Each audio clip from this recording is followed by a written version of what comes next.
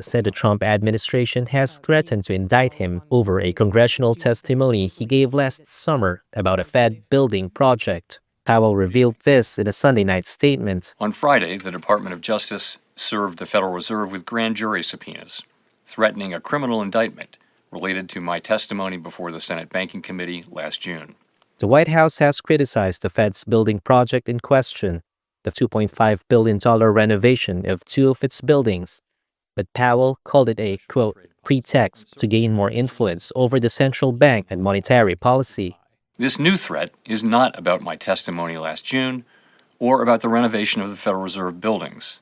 It is not about Congress's oversight role. Those are pretexts. The threat of criminal charges is a consequence of the Federal Reserve setting interest rates based on our best assessment of what will serve the public, rather than following the preferences of the president. Trump has demanded the Fed to cut rates sharply since resuming office in January, blaming its policy for holding back the economy, and has mused about firing Powell. That is, despite the legal protections ostensibly covering the Fed chair from removal. Trump told NBC News Sunday that he had no knowledge of the Justice Department's actions. He added that Powell is, quote, certainly not very good at the Fed and, quote, not very good at building buildings.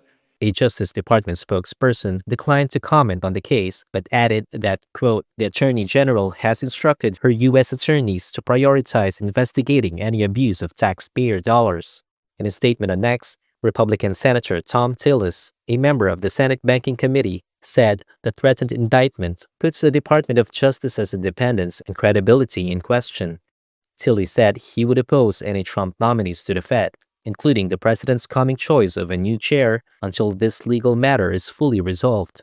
On Sunday, Powell pledged to, quote, continue to do the job the Senate confirmed me to do.